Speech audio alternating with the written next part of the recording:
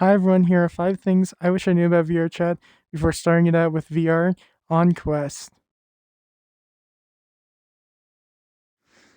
Number 1. So with VRChat you can stand and sit, and what I'm doing now is I am standing in real life and standing in VRChat. What I will be doing is now sitting in real life. So yeah.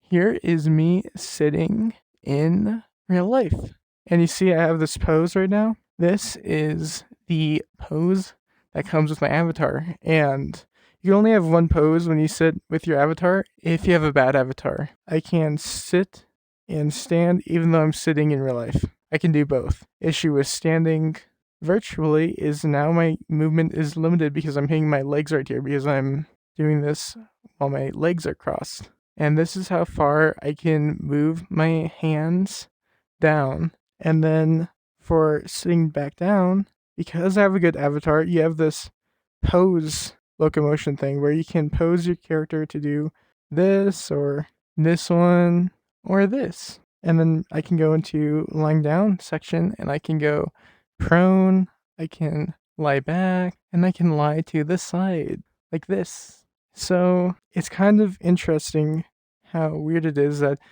these poses aren't implemented to the avatars, all the avatars. They're only implemented on some of them, which is very weird. And that's something I did not know about VRChat.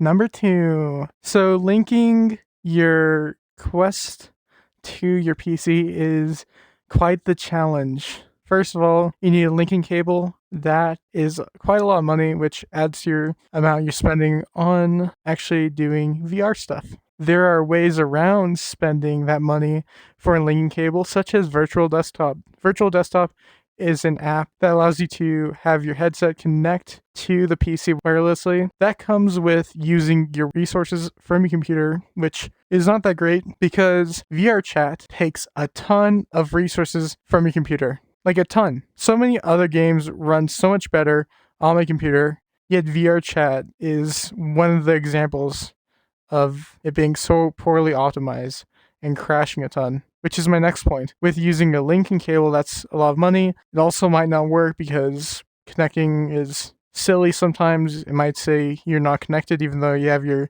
cable in.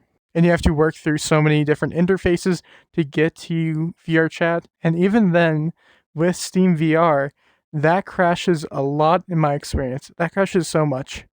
So there's a lot of issues with how connecting your Quest to your computer is and how each different way is a trade-off. You never get a really good experience by base. And so that is my frustration with that.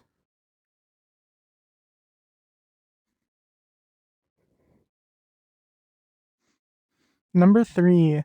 So with Quest comes Quest VR, and then there is PC VR. And those are the two versions of VRChat. It's almost like Minecraft. There's Minecraft Java and Minecraft Bedrock. With those two versions of Minecraft, they have some differences.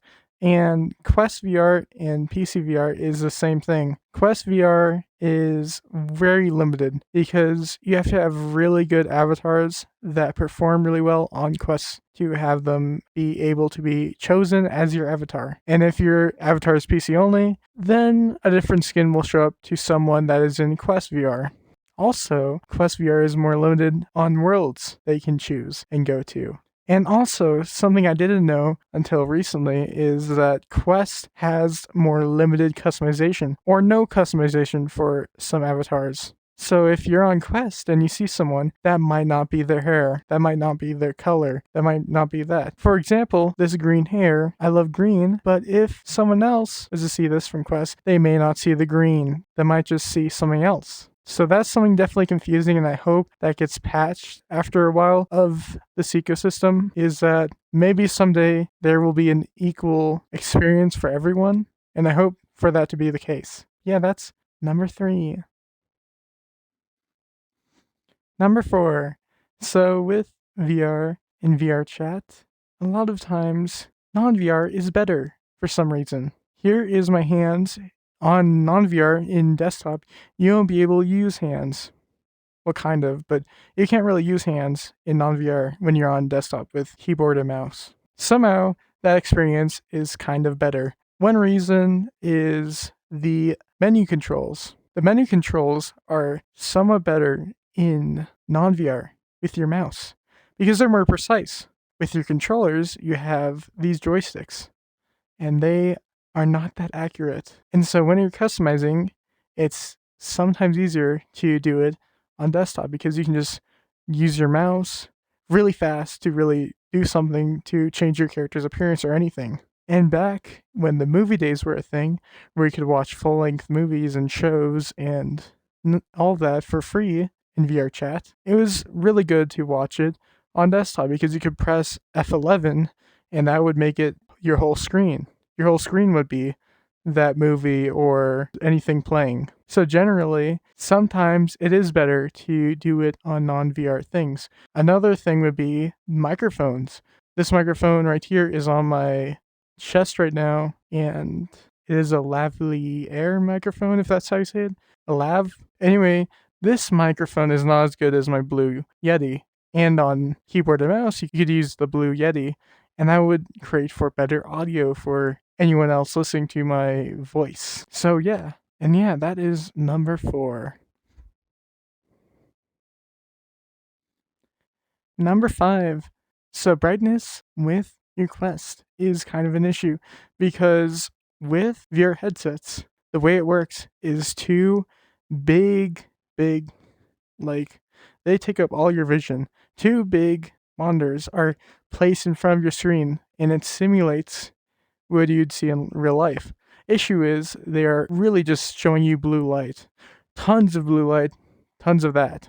The issue with that is your eyes are constantly being just your eyes are just being constantly worn down, constantly just working hard to see all of this. It's like being overexposed almost. It's like watching a screen at night where if you look at a screen and it's really dark around you and you're about to go to bed, it will probably kind of hurt your eyes. It's the same feeling with VR, but it definitely resists you from playing a lot because that kind of just hurts your eyes and makes you very, very tired. And maybe the rest of your body is not tired, but your eyes are going to be so tired, so sleepy. And that's something I did not expect when going into VR with my Quest 3, is that light to be so bright. But it does make sense because it's just two monitors, and we haven't really found a technique to go around that exposure. And this is kind of just a mild one, but definitely if you keep on using VR for a long time, it definitely will have weird effects probably on your eyes than how normally screens would, because monitors are only a portion of your view, while with VR, it's most of your view, which is a big difference.